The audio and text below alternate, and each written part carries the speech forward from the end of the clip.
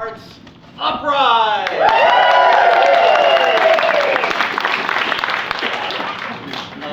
By applause, no, raise your hand. Who's here for the first time? Wow, welcome.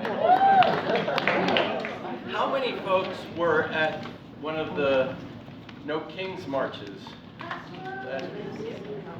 That's where you found out about it? I was giving away all the flyers. I actually, I did the math. Okay, I'm going to pay $50 if I get 3 people.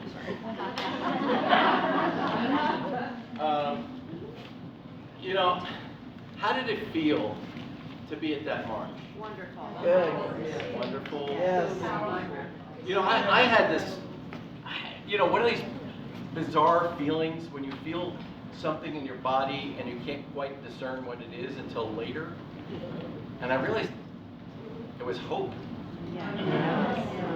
And I probably didn't identify it because it's been so long since I felt that feeling. Because I suffer from this emotional and mental illness that I call reading the newspaper. And it turns out my friend Kathy Paradise was suffering from the same affliction, and we were talking about what can we do. Now, Kathy has been running the craft productions for years with original Playwrights, and I've been part of that. And so we got together and we're thinking, what can we do? I mean, we have to do something. We have to do something. Our first idea was about resistance. And we'll talk a little bit more about resistance in a moment. I think it's essential right now. But one of the pieces of wisdom, indigenous wisdom that we got, was when it feels like things are being torn down around us. Yeah. Things that we took for granted in our lives. Department of Education, actually being on the forefront of science and medicine and all these things, and it feels like we can't stop the building from being torn down. And this idea was, when things are being torn apart, it's time to build something. And so we built something. We started with the foundation, reaching out to our friends in the arts, mostly theater folks, and soon we had people who were artists and poets saying, what about us?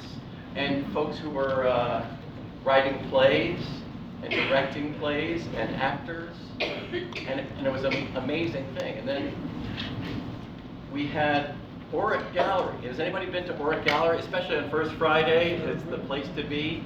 We have an art gallery in the lobby. They curated an art show, and if you stay around for intermission, there's some more that'll be showing on the screen. But those are all for sale, and they all have little QR codes. Only one of them, maybe a couple of them are sold, but please look online if you're interested. We also have some other things for sale.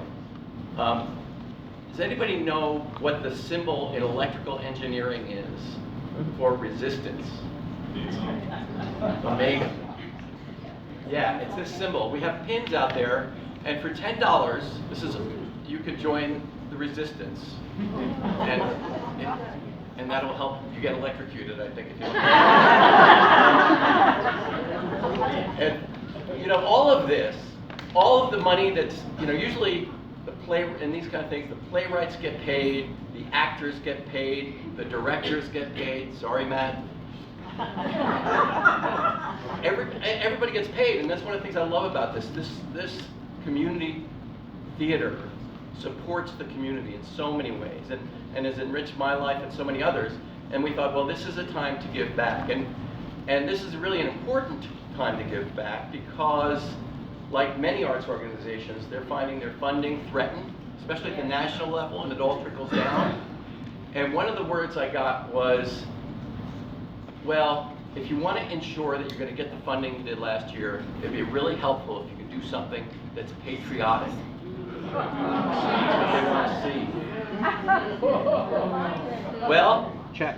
you're about to see the most patriotic show ever had. Welcome to the Uprise.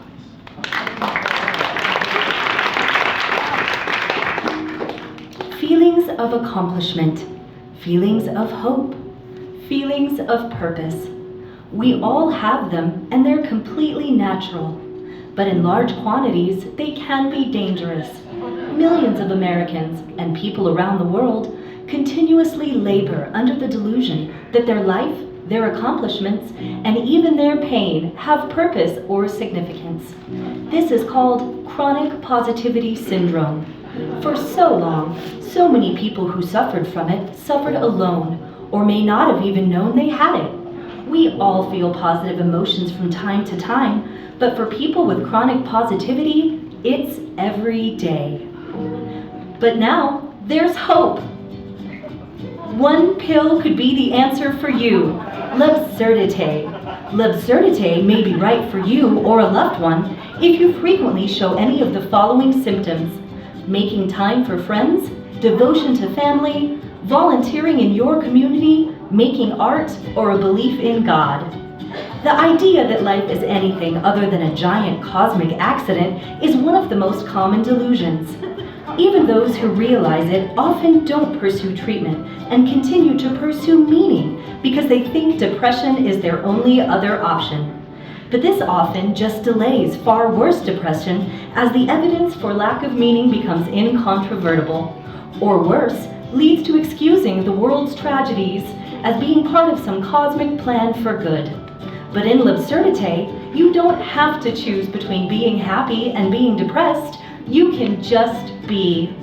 Therapy to grapple with the meaninglessness of existence was previously only available to trust fund babies and people with too much free time.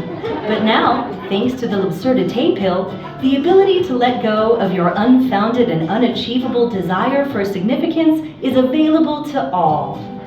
However, l'absurdité is not for everyone. If you have completed a graduate education, work in municipal government, or are part of the middle management of a major corporation, you are already well versed in the absurdity of existence, and taking l'absurdité runs the risk of sending you over the edge. Side effects include being completely insensitive to friends, recovering from a religious upbringing, being that guy at parties, sociopathy, and deciding to write parodies of antidepressant commercials. The universe does not care about you, nor does it even have the ability to care.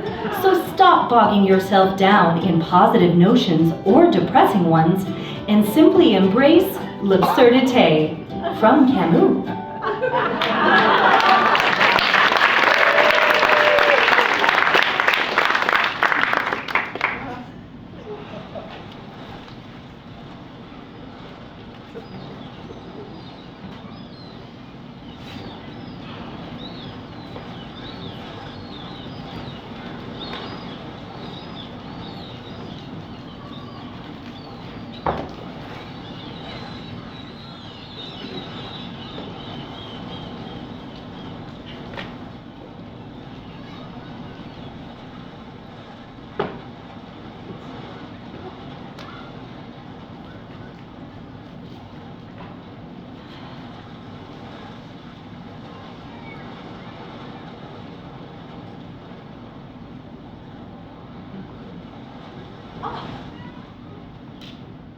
That sandcastle looks great, Sam. I want a full tour as soon as it's finished. Sam now? No more Samantha? Oh, yeah. You know, all the kids are getting nicknames now, so she decided to try it out. A nickname, huh? Is that all she's trying out? Yes, that's all. She's not wearing bulky clothes or asking for a haircut or anything. Okay. Hey now, I'm not necessarily jumping to that. I mean, it would be okay with me if she did. I love Sam, or Samantha, whatever. You know that. Well, of course I do, and I do too. It's just that, well, we have to be careful, don't we? Sam! Sam, stop! What is that? Ew, no! Put that down and find some pretty shells for decoration instead. I thought this was the clean beach. Don't ask. There is so much more trash since they cut all the regulations. I didn't think it would pile up this fast, but what can we do? We can't clean the whole beach. Still better than hiding out at the house. Wow, Sam, look at that big mug. Great job.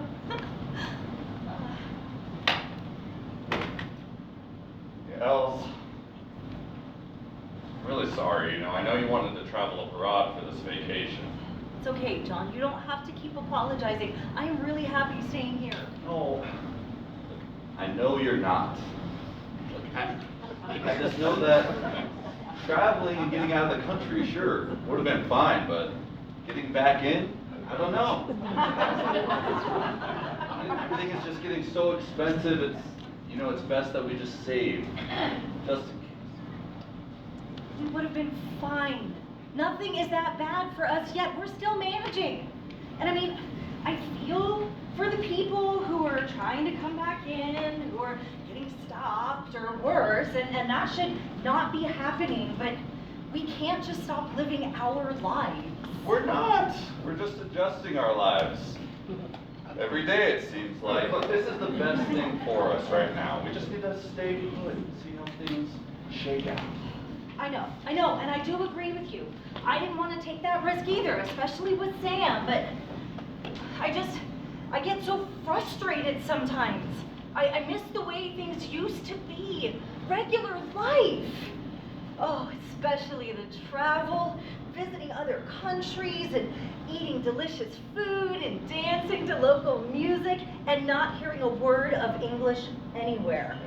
Always a refreshing change of perspective. It even used to be like that here sometimes too, remember? Oh, I remember. God, it seems like a lifetime ago. There were people from everywhere. At the farmer's market or at the playground, some families would open a cafe or a bakery and make some extra money. Oh, do you remember that falafel place? So good. All the shops are gone now. And don't even get me started on what's happened at the nail salon. It's happening everywhere, babe. Even in my company. We just need to ride this wave until things get better. Oh, now I'm starving. I would kill for one of those legit falafel sandwiches right now. Right? Mm. Oh, the beach always brought everyone together. I remember coming here once with Sam when she was just a baby. You must have been at a conference or something. I heard 4 different languages that afternoon. Oh, I was so happy to be in this community, raise our kid here knowing that she would make friends with kids from all over the world. How did no one realize how good we all had it? Well, everyone wants what they think is more. The enemy of good is great, or something like that. The best is the enemy of the good. Voltaire. You know I love it when you misquote philosophers. It's so sexy. Undeniably. Sam, stop. Don't go out that far. Wait, John, look where Sam is. There was water there a minute ago. Could be low tide. No, I know this beach, how far the tide comes in and how far it goes out. That is way further. Oh, wow. Yeah, you are right. Look at it. Still going out. Yep. Everyone's starting to notice. Take videos with their phones. John, I don't like this. Something doesn't feel right. No, I'm with you. This is super weird. Grab Sam. Why don't you guys head back to the house and I'll just pack up here. See if this is a fluke. We'll figure out what we're going to do with our day. Yeah, absolutely. I'm on. Sam, come back. Come on. It's okay. Come on, babe. Come on, we're just gonna stop by the house and we're gonna start some lunch while Dad grabs the rest of our stuff. And then he's gonna be right home, okay?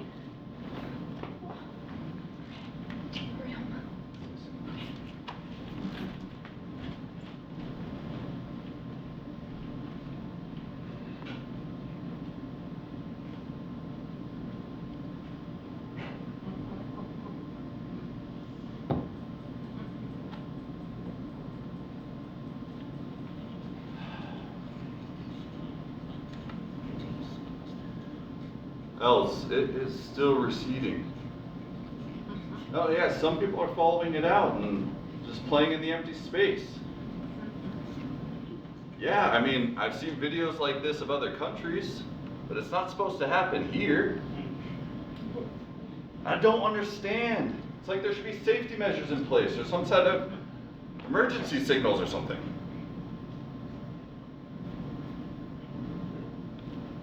Els, listen to me. You and Sam need to leave now.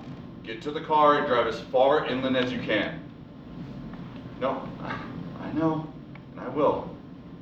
Don't worry about how. Look, I'll pack up and I'll be right behind you, okay? Just stay on the phone with me if you can. I promise, I will find you.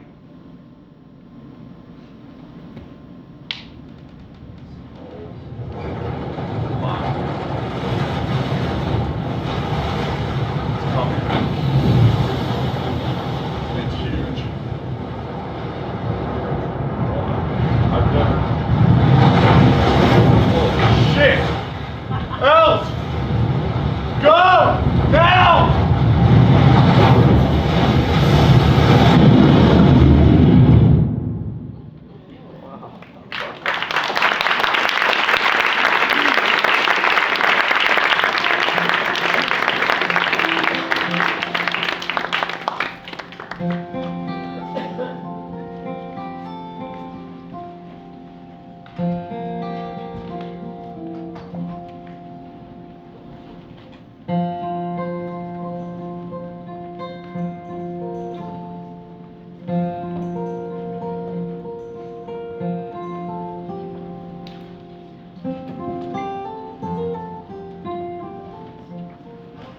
So before I introduce this next act, I have a very important note from Jim, and that is, push the cheesecake. Yeah.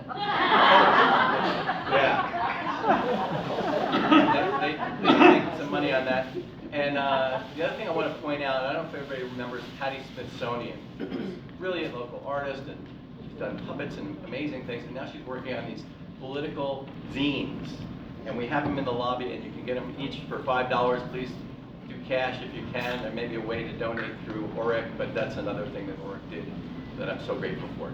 Next up, we have a musical number from a guy I see regularly at the Buffalo Lodge. He plays all over town. He's got CDs in the lobby, which are for sale. Somebody thought it was a lending library or something, but they didn't lend us anything. Let's hear it for John Spengler.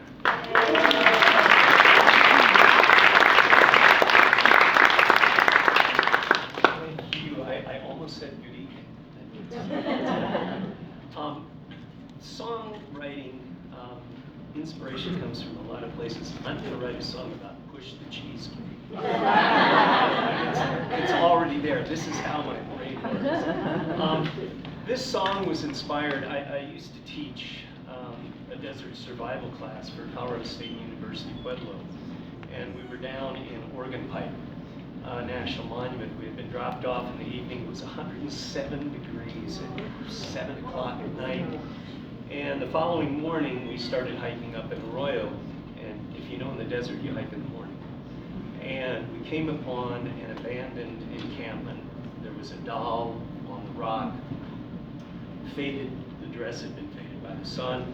There was a pair of shoes in the sand that had been tied together. The laces were tied together, and then a bunch of empty jugs. And so that became the idea behind this song. It's called The Other Immigrant Song, not to be confused with Led Zeppelin's. Other in parentheses.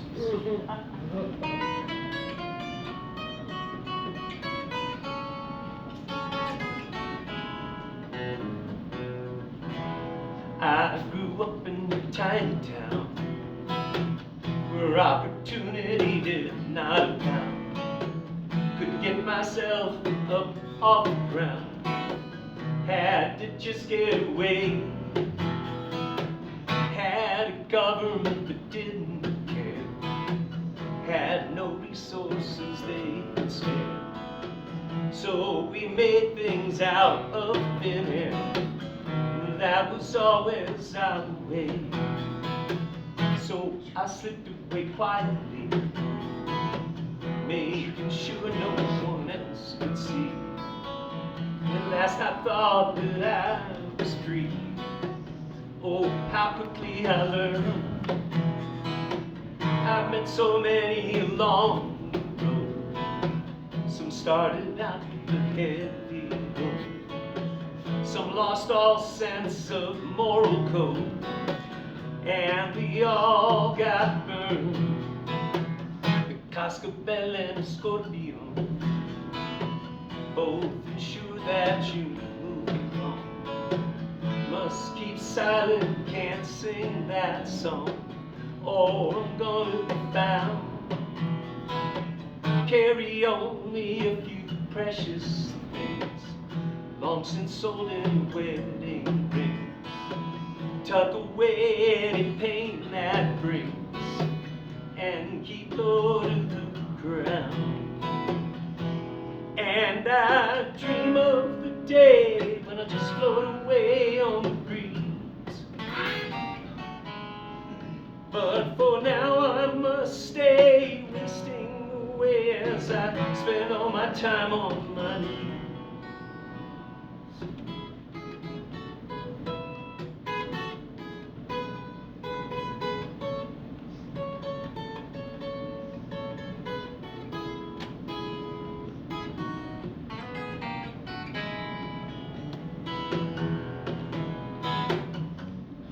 Try to make some progress every day, but like a mirage, it slowly fades away. So many ways that someone can die underneath an uncaring sky. So many reasons to question why the journey that's made. Abandoned shoes in the shifting sand, from Mexicali to the Rio Grande. Cryptic trails crisscross the land, and an ending parade. I made it farther than I thought I might, always pushing both day and night, always tasting my sweat and fright. And it all looks the same. Border patrol is all around, ensure that you crawl along the ground. But in the end, I was found, not sure who was to blame. I got a Tia in Santa Fe, says if I make it there I can stay. But I'm 1,000 miles away, and I'm stuck in the cell. If I could only get myself free, so many places I'd rather be. But that's not my reality. These four walls make my hell. And I dream of the day when I just float away on the breeze. But for now I must stay wasting away as I spend all my time on my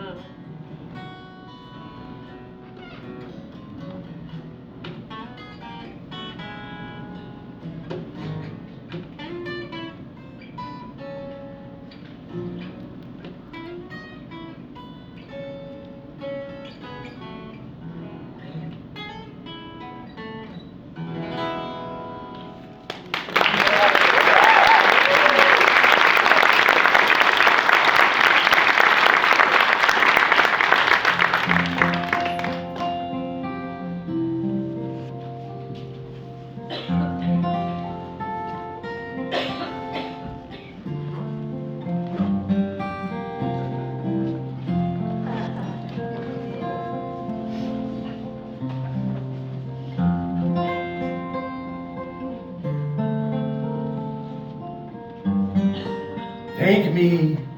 You will see me tomorrow. Your hearts go out to me.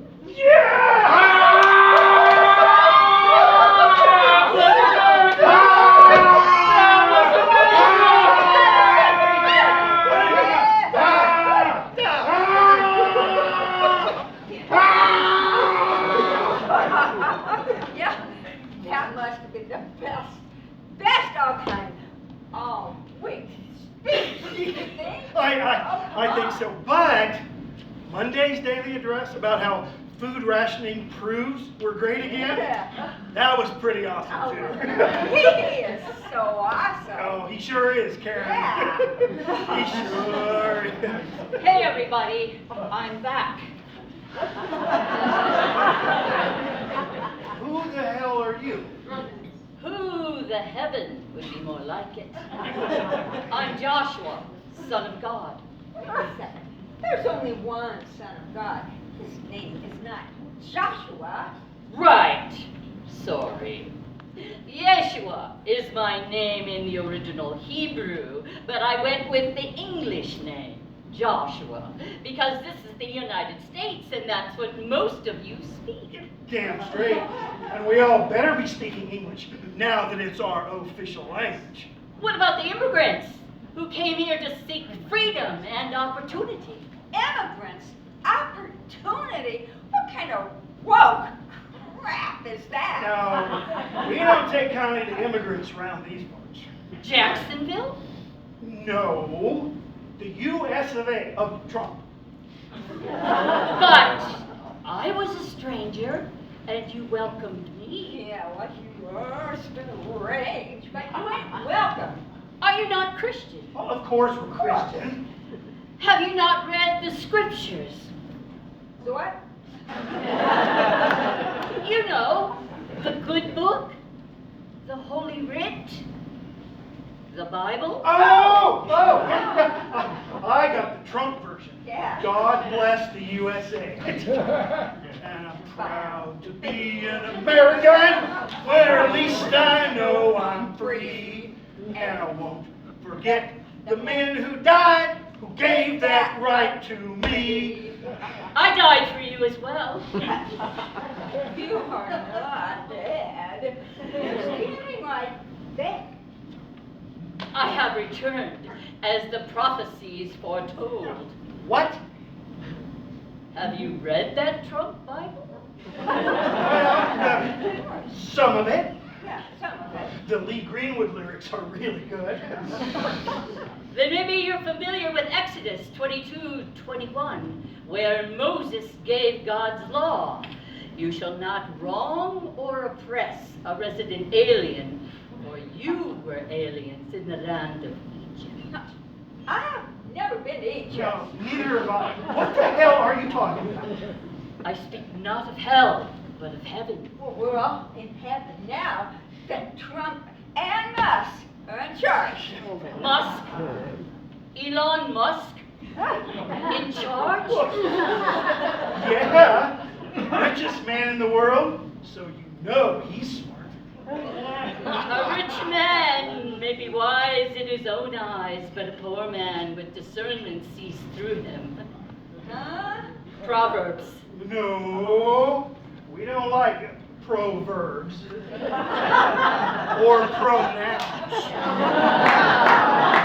We're a boy, a girl, and that's it. There's no male and female. We are all one in Christ Jesus. What? Galatians 3:28. Sounds more like gay relations. Am I right? You said it, Steve. I know. Well, let's get down to the park for the daily whipping of the poor. Yeah. The what?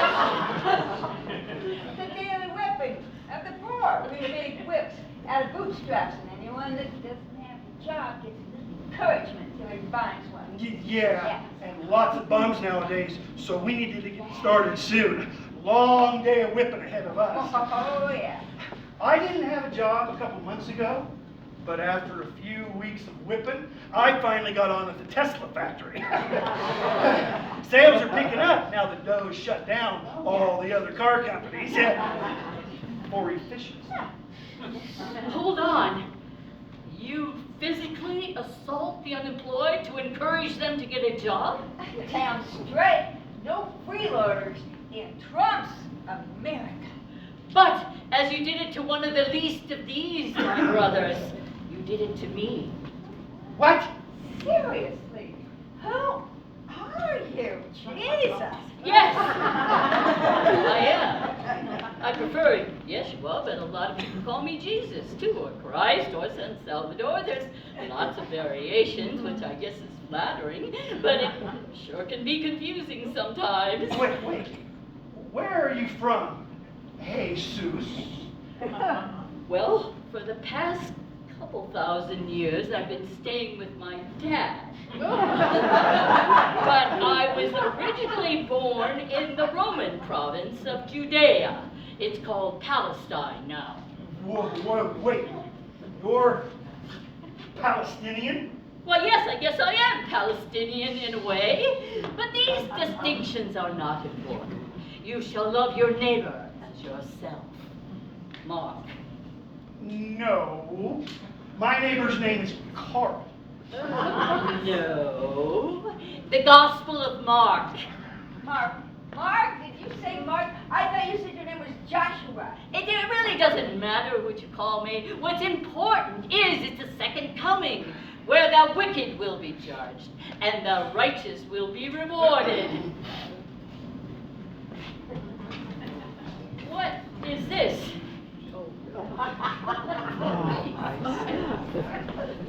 Where are you taking me? El Salvador. Yes, that's one of my names, Spanish for the Savior, but where are you taking me? To a prison in El Salvador with the rest of your woke comrades. Jesus. Come on. Remember those who are in prison, as if you are in prison with them. Come on, let's go.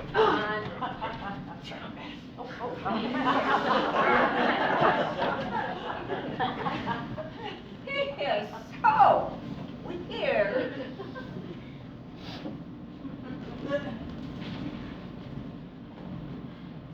And behold, I am always with you till the end of the age. Yeah, he sure is. Well, are you ready for the whipping? Huh, yeah, I sure am. Yeah.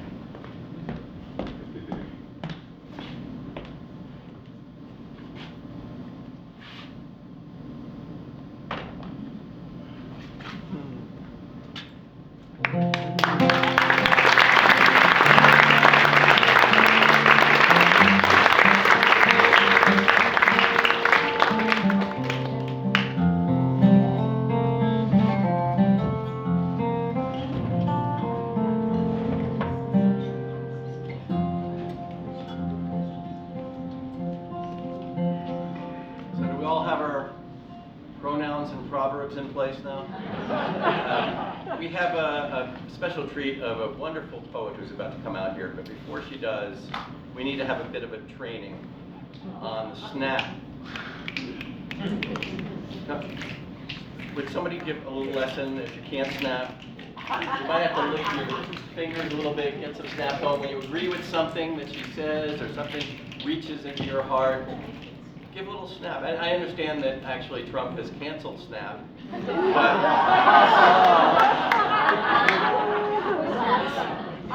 please, let's hear it for son Carlson.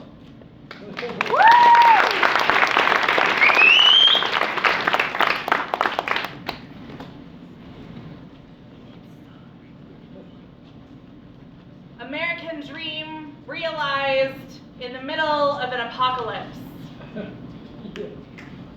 I don't think it's interesting to write about what people want me to write about. Writing about how angry I am, or how awful the world is, or how Twitter sucks isn't actually valuable. Because we know that already.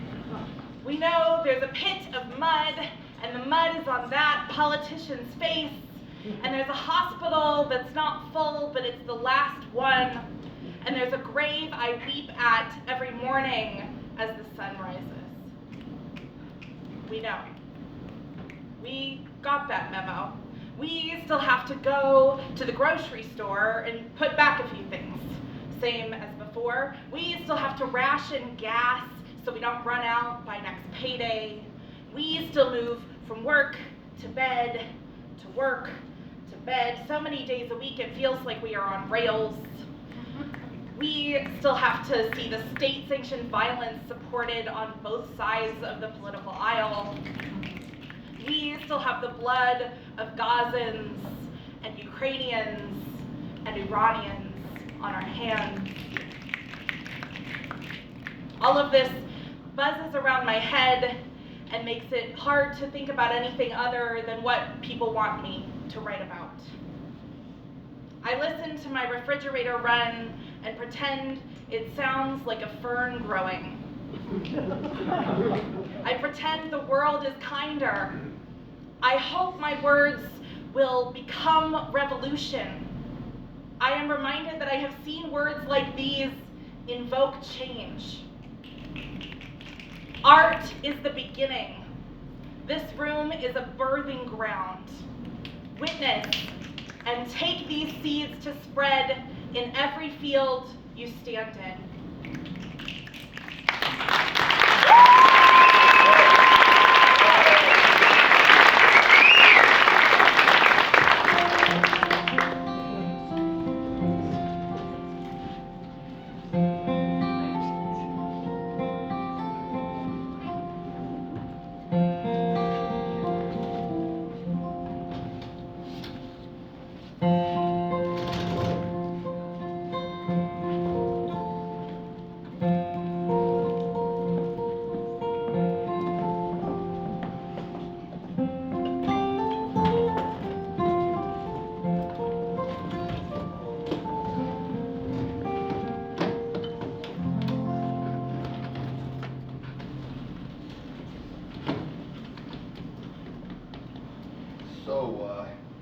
Guess you all saw the tweet.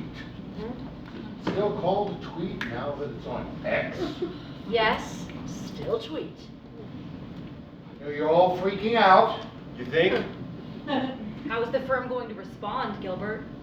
Well, that's the question. Is the other partners and I have been going over it, and we've been looking at different scenarios. Wait, scenarios? Are you kidding me?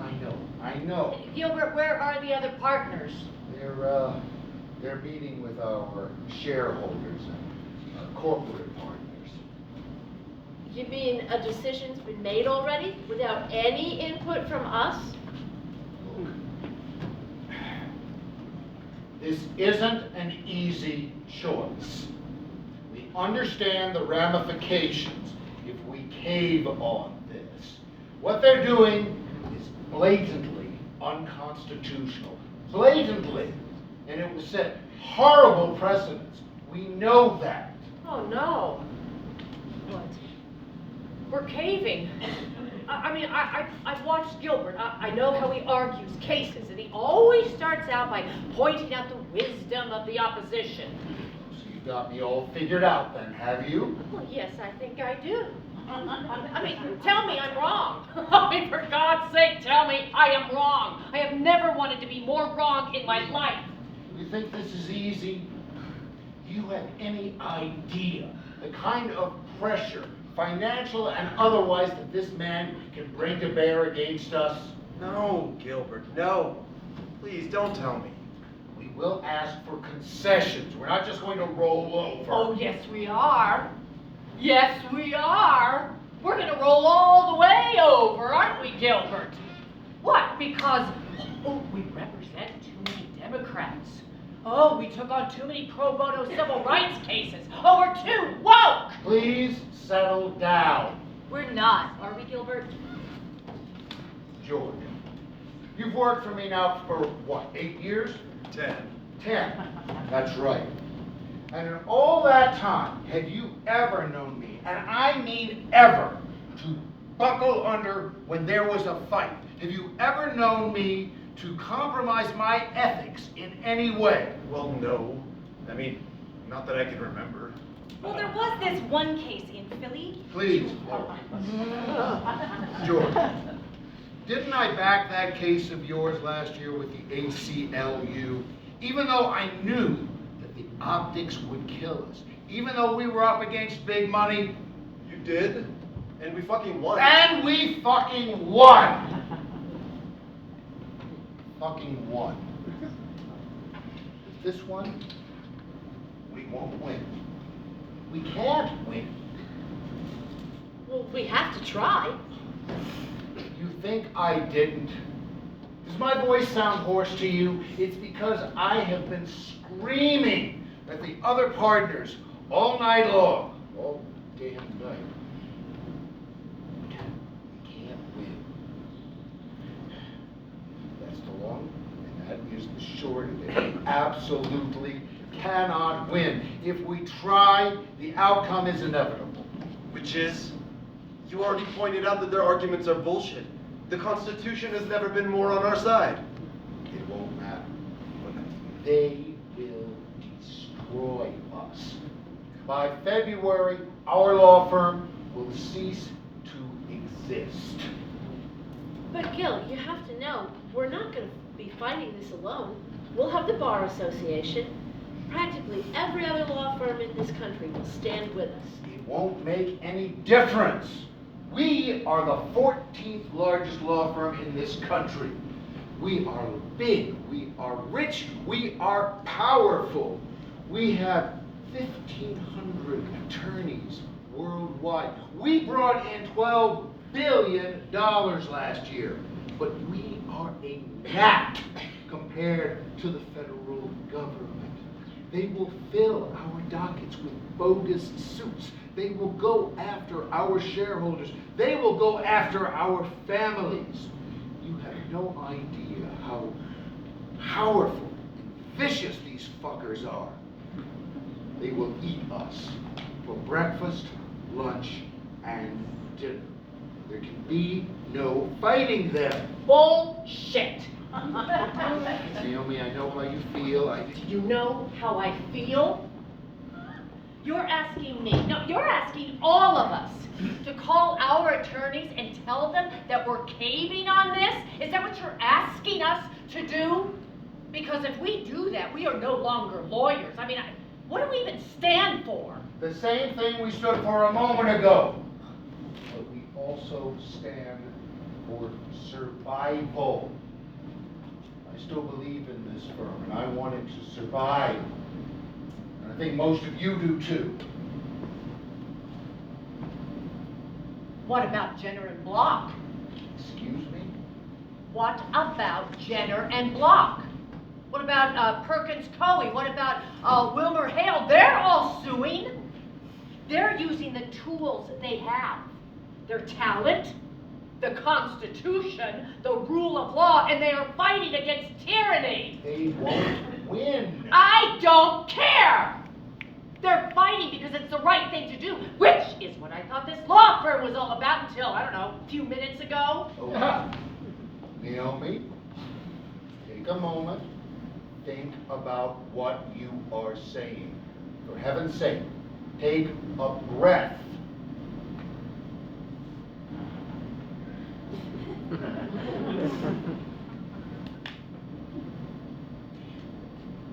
Gil,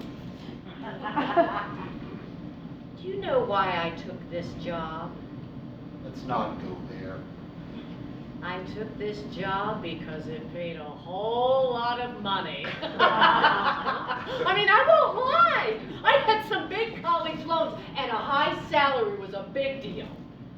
But when you told me about the pro bono policy, that is what sold me.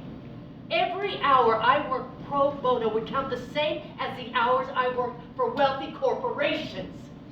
And the work that our attorneys have done over the years has proven that policy is more than just lip service. I mean, we have done so much good. And we will continue to do good. No, we can't. We won't. Once we cave to fascism, we become part of the fascist establishment. I saw their demands. They want us to pledge, what, $30 million in pro bono work for anything the president wants. We won't be helping people. We'll be his assassins, going after his enemies. And I noticed the commitment has no end date. He will own us indefinitely. That's an exaggeration. No, it is not. Don't you see what you're doing? You're bending the knee. Like all the other pathetically weak law for bending the knee. Like Columbia University, like all the countries who will bend the knee to avoid his tariffs. Don't you realize what... We are the last guardrails against tyranny. Well, we're not even guardrails, we're just a broken picket fence. But we're still there. Don't you realize? Don't you realize that? Gilbert, I have worked with you for, what, 12 years. I have respected you. I have seen you as a mentor and as a friend, and now I see, I can't even look at you anymore. I quit! Me too. Me too? George. I can't. I'm sorry. I'm with you, Naomi. I agree with everything you said. But you know Mario is going to Yale. And Sophia lost her job at HHS. I can't afford to leave this job. And I wish he weren't. But Gilbert is right about how ruthless they'll be if we don't cave. They'll go after us with everything they have. None of us will be safe. Safe? No. I get it. I don't blame you, George. I don't blame the Republicans who live in fear of his next mean tweet.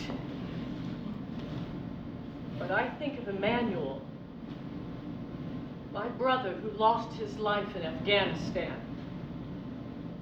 Do you know what one of his surviving comrades said to me? She said he knew that his supply route was the most dangerous. They had found 12 IEDs on the road, but his platoon needed supplies desperately. He knew he was risking his life. He knew the risk. Now what are we willing to risk to save this country? The moment for courage is now. Courage! I don't know if I will ever find another job. I don't know if I'll become a target, especially if I go to the media about what's happening. But what I know is that those people, my brother, all those people who gave their lives, they saw the moment. They saw what was worth fighting for and when it was worth fighting. Now is our time. We stand up because we have no choice. We stand up because we believe in justice. We stand up because we believe in that broken picket fence when that's all we have left. Naomi, please, we need you. What'll it take? Anything.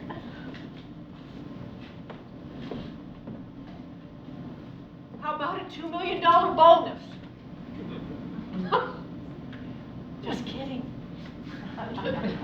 Gilbert, you think you're saving the firm, but what you don't get is the moment you took the deal, the firm was already dead. Yeah.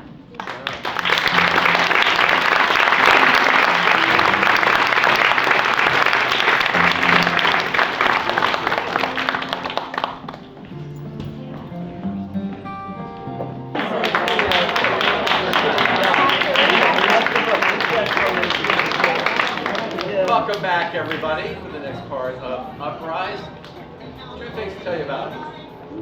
One is... No cheesecake. Let's go. Hey!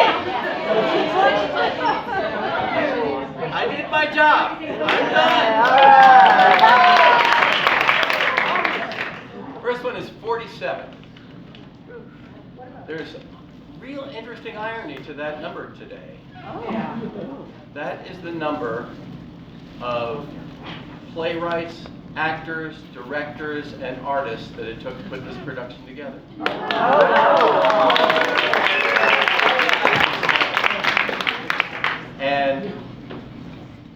everybody did it pro bono. Oh, wow.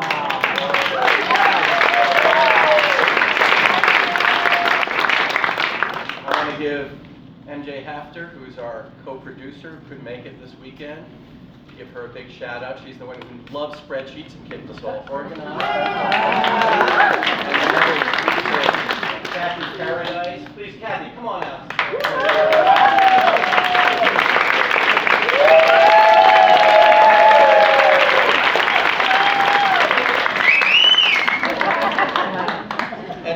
And the thing I love about Kathy is that she calls me on my stuff and like, does it all have to be about you? Yeah. Except when it isn't. And this is one of those moments. I hope you enjoy the rest of the Arts Uprise. All right.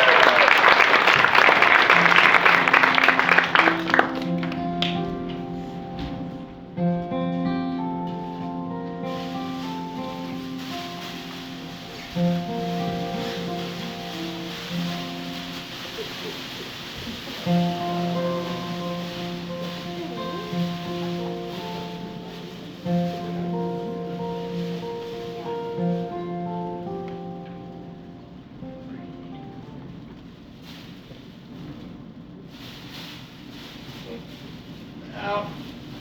Oh. My back. God damn it. At least y'all are getting some sleep.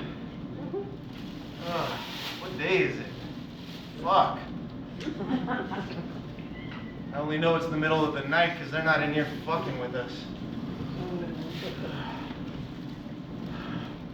So I think it's been like 2 weeks now in this place. Somewhere in Louisiana, that's all I know. They give us a cold, dry ham sandwich when they feel hospitable. And the water tastes like they just scoop it out of the pisser. Other than that, this cold-ass concrete floor is our bed, and this shiny, fancy, it's tinfoil. It's just fucking tinfoil is our blanket. That's what they gave me after they took all my clothes and belongings. I just wanted to go see Waiting for Godot on Broadway, damn it. Gotta appreciate the irony, I guess. I was one of 126 video submissions to audition for the role of Pazzo to play alongside the stars of Bill and Ted. So I thought it'd be cool to at least go see it. And now everybody's waiting on me.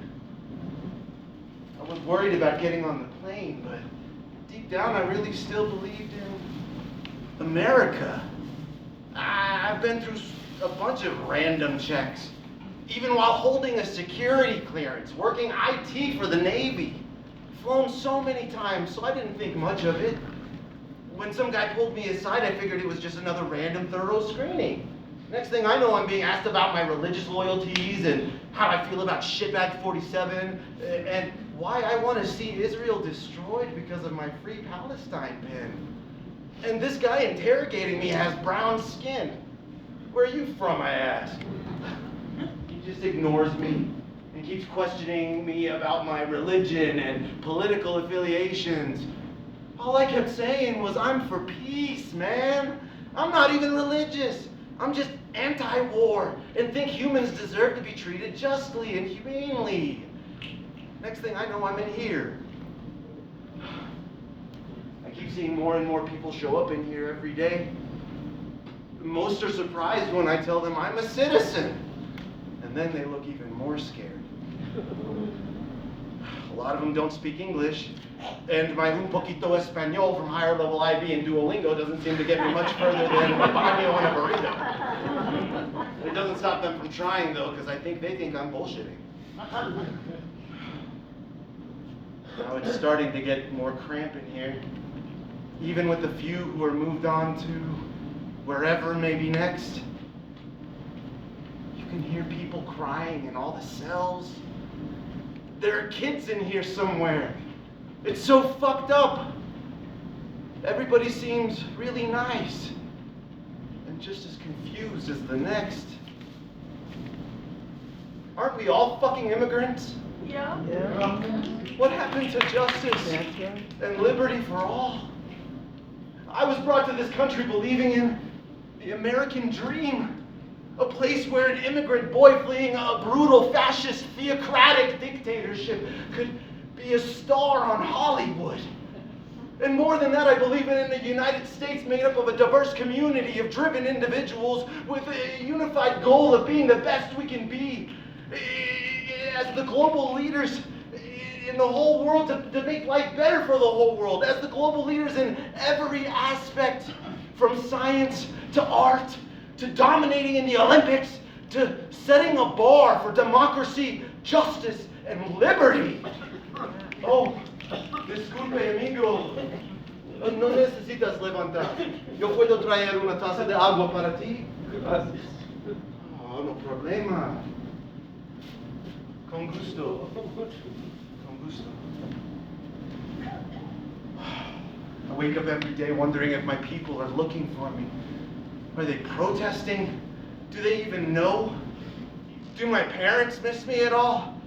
And is this what they really fucking voted for? My buddy I was supposed to meet in the city, he writes for a big magazine. Is he writing a piece about it? Would he dare?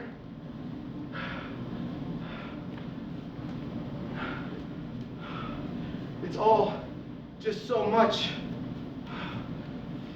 Would he dare write a piece about it? What's gonna happen to all these kids?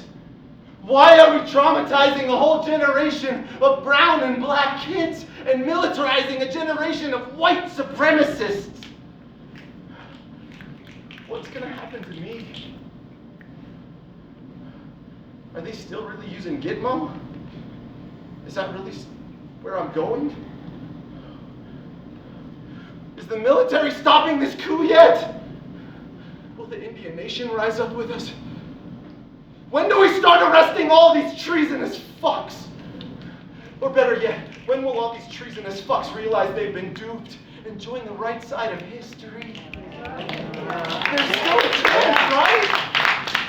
Or do we just do it ourselves? General strike, anyone? It's so gloomy in here. I haven't seen daylight in forever, it seems. So much so that it's hard seeing the light within myself that used to shine so brightly through the thick and thin of all the trauma and heartache of life. I'm trying to keep it from dying out completely. The little hope I have left hangs on to that American dream, that feeling we all had in that short space after 9/11 and before turning on every Middle Eastern around. It was a short-lived communal patriotism, the really good kind of patriotism, an American help-your-neighbor kind of patriotism, a feeling I can only imagine was felt when the country came together during the world wars. We flew the flag for our country, the great US of A, not for Republicans or Democrats or kings or tyrants, and certainly not for any fucking Nazis, but for us. Hardworking Americans, united because we're all just trying to get by. And that's already hard enough to do without an oligarchic dictatorship.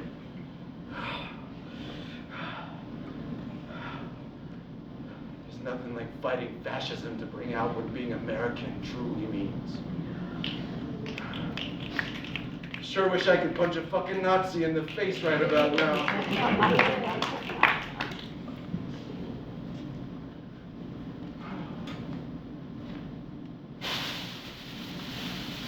Taking all the new bodies surrounding me, realizing maybe I actually fell asleep for a bit. The empty cell across from us has been filled with a new group. They look defeated, hopeless. I take in their faces and wait, I know that face. It's the asshole who interrogated me at the airport. Our eyes meet. He shrugs and looks down.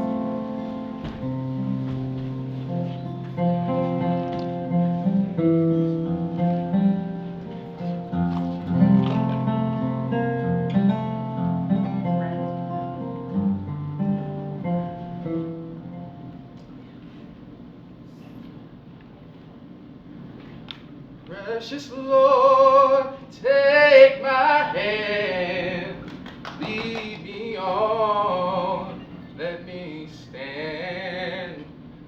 I am tired, I am weak, I am Lord. Through the storm, through the night, lead me on through this light. Take my hand, precious Lord, and lead me home.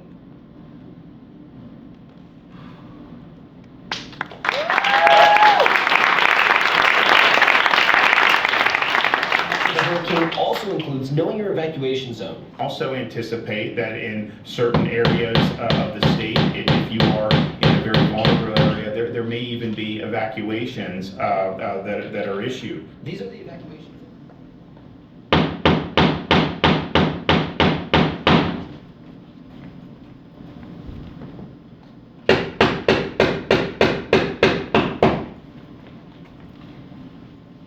Why are you bothering, Tito?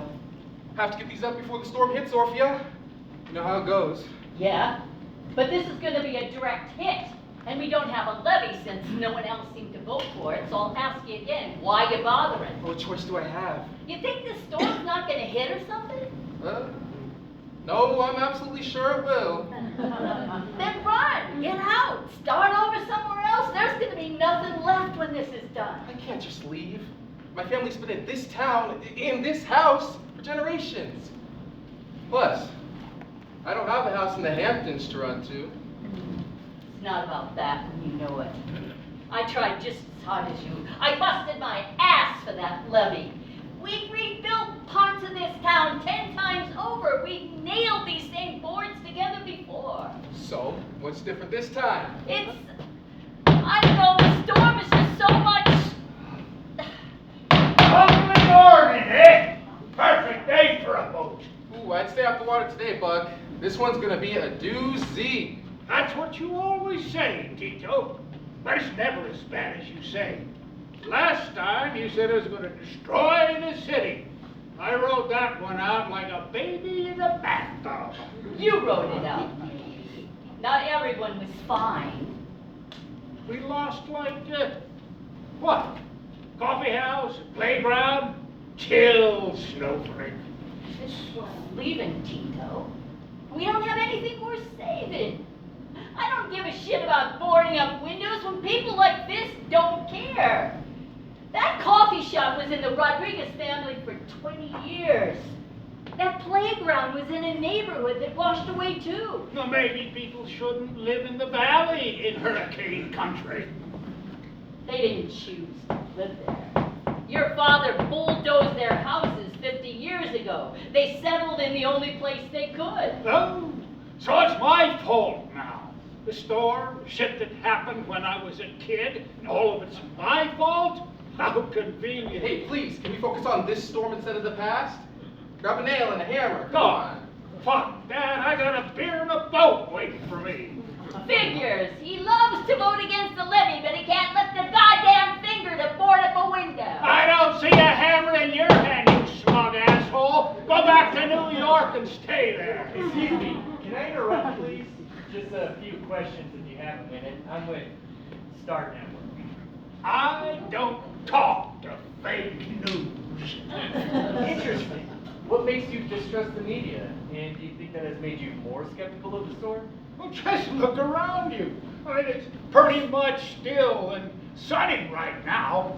But this town always panics, and they always get it wrong. Worst case is we get some waves, and even then, maybe it takes out that eyesore boardwalk and condos. Win-win for everyone. They're apartments, not condos. Real families that would be on the street otherwise live there. Not that you'd care to meet a real neighbor. A good riddance then if they can't survive on their own too.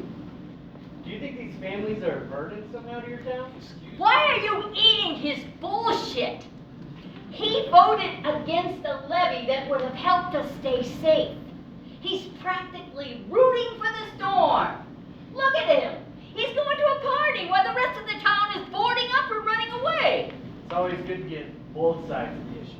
Not when one side is a fascist. Oh, she called me a fascist. Everyone, take a drink.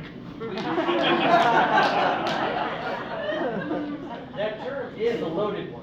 Why do you think it applies here? I'm done. I'm sorry, Tito. I'll miss you. But I'm not staying around for this storm to hit.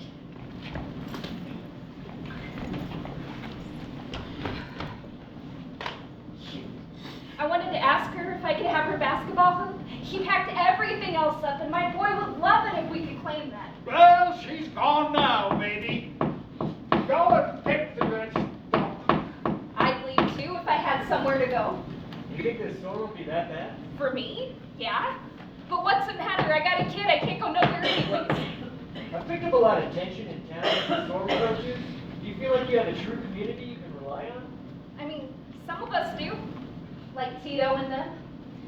It's all about what you can control, right? Like if the water comes right up to my window, it's coming in no matter how much I pray or whatever. Did you vote for the levy? I don't have time for that. I work 2 or 3 jobs at a time. So, do you feel guilty? Like maybe this is your fault? The storm? How was that? Just let her be, okay? She's just trying to survive. Maybe he's right, though. Maybe I could have done more. No, there's nothing you could have done. We've known for years now that the big one's coming, and now it's here. Can I give you my card? I want to be riding out the storm in town and would love to hear how it's affecting you. What's the matter to you? It's fascinating, isn't it? Like, I spoke with a mechanic in town who lives in his van, and he can't afford the parts that he needs to leave. He's still there, though, fixing tires and radiators for free to help others leave. Julio. Is that his name? I know I wrote it down, so sure, that sounds right. He ain't gonna survive in his van. I'll let him stay with me. Incredible. Be this close to humanity's best. What about you? Me? Where are you and Oz staying? Oh. I don't know. Oz can't really go nowhere right now. Why can't Oz go anywhere? Why are you not providing for Oz? Bring him here. You can stay with me too. You don't have room for the whole town in there, Tito. I will find a way. Go get Oz and call Julio while you still can.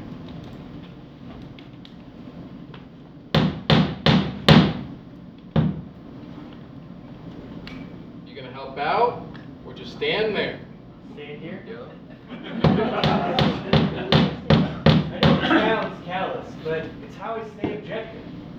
Where are you from? Right now I'm out of Chicago, but I grew up in the Bay. So you know what we go through, and you'd rather stay objective. My job isn't to pound nails or fix cars. It's to tell your stories. You tell stories about this storm? Of course. You know what we could have used instead of another story about how bad the storm was gonna be? Funding for a levy? Someone to pick up a fucking hammer instead of a pen. The pen is mightier than the hammer, some would say. Tell that to the storm. So how do you fight it? If not the hammer or the pen, what do you do? You ain't gonna find an answer to that. Anyone who says they know what the truth is lying. What's your truth then? Look, I don't have anywhere else to go. And the longer we stay in the storm, it's gonna be a battle, okay? But why are you still here?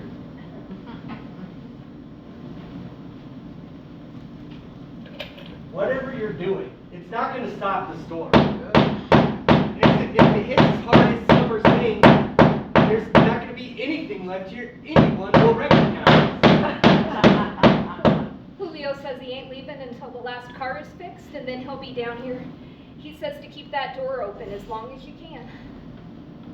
I can't run. I can't stop the storm, but I can't hold on to what I have in this ground until my last breath. Well, there's so many people here. We gotta fight, okay?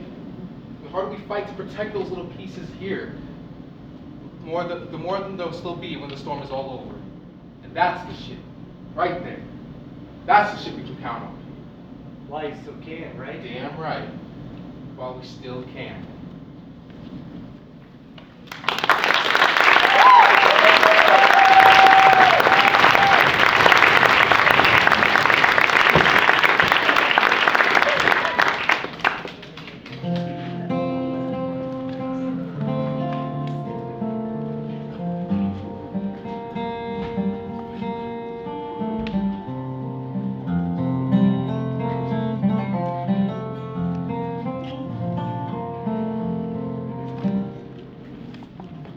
So those of you who have my affliction have been reading the news or watching TV, you see the ongoing stuff that's going on, and I want to let you know that there is a peace vigil tonight at 6 o'clock at Acacia Park.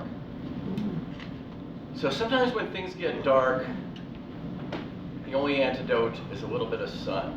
Let's hear it for Sun Carlson.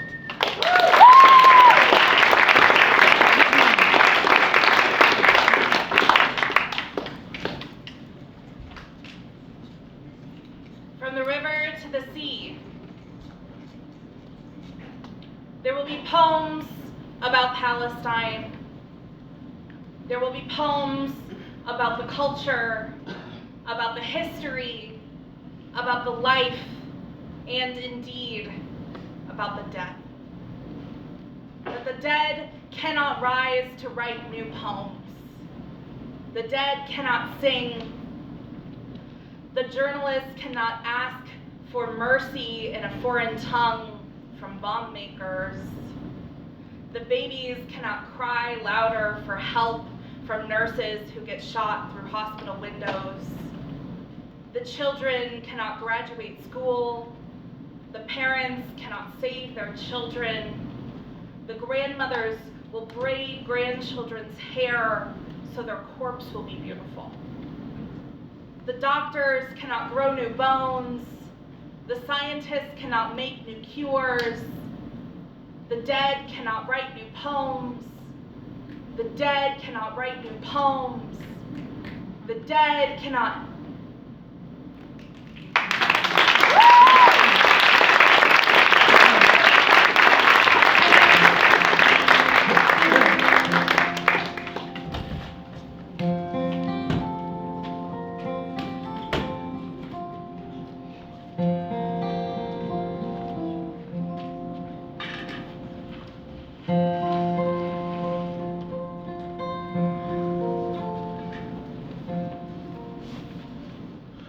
Yeah, I used to be such a snob about New York pizza. I mean, a decent slice here in LA, forget about it. Then I discovered this place, Sal's. They got the New York style dialed in. I mean, it's all about the crust. It's gonna have that perfect crunch. And enough olive oil that when you fold it in half, you get it rolling down your elbow. That's real New York. You know, they got a secret here. It's this guy, Luis. He's from Argentina. And I'll tell you, if the Michelin people gave out stars for pizza throwing, this guy would have a whole wall full of them. Oh. In fact, there he is. Speak of the devil. Hey, Luis. Hey, what's going on? Luis, where are you taking him? Why are you taking him? Look, officer, sir, in all due respect, you got the wrong guy. No, you can't. Jeez.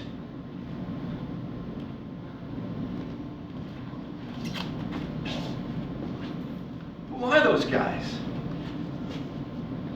Iceman cometh. You pass me the garlic powder? One of my favorite oldies. Don't it always seem to go that you don't know what you've got till it's...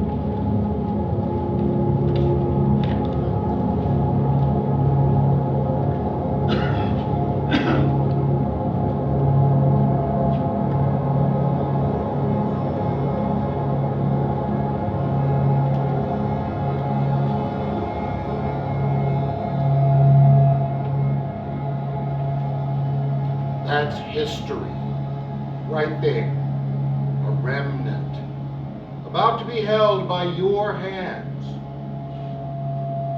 I know that. I work in a museum. Do you?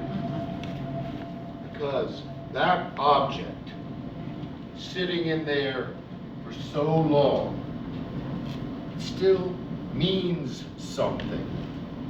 It's momentous. It's not yours to define. Do you understand? I understand that it is currently my responsibility. Good. That's good. That's proper ownership of your position in all of this. That's appropriate. Reverent. Reverend, do you agree with him? It does not matter. I was not appointed to judge. I was hired to catalog this acquired artifact. That is my place in all of this. In what condition would that be?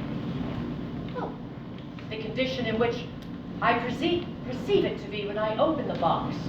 Again, that is my position in all of this. In all of what, exactly? The thing. The old, wrong, misguided thing. The anger and the hurt. I cannot be responsible for that. I record the numbers. I take the measurements. I apply the sealant. And write the caption. You write the caption. The caption clarifies. The caption steers the minds of those who engage with this object. The caption has tone. It includes and excludes. It glorifies or vilifies. It cannot be indifferent. I will write it carefully. I promise. But maybe, just to be sure, it should be run by a few others first, before it becomes attached, before your words are the ties that bind. A consensus. Sure. I write alone. Do you?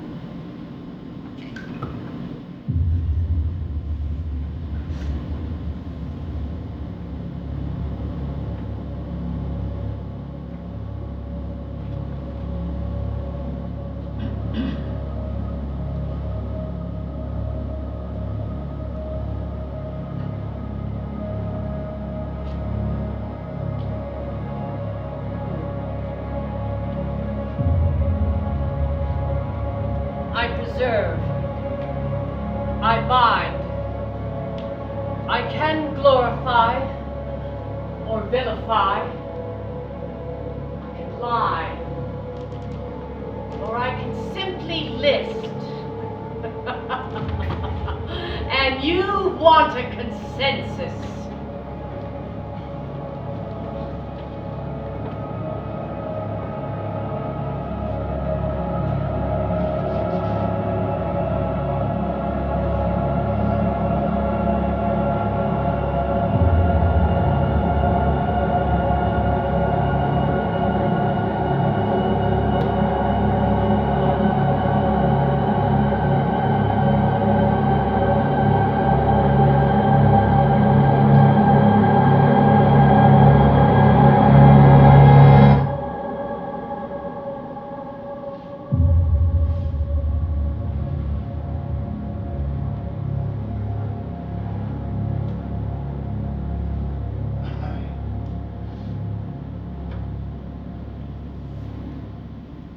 Artifact 2025-001. Fabric, red, white, and blue. Condition, appears distressed, but still intact.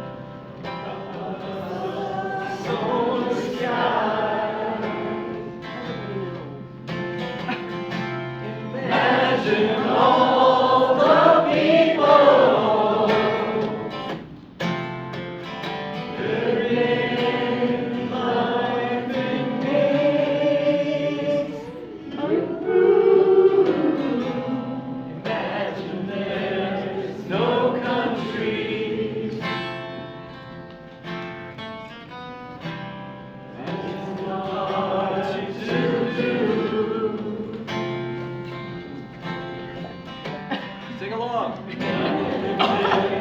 Or die for. No religion too. Imagine all the people living life in peace. You can say I'm a dreamer, but I'm not the only one.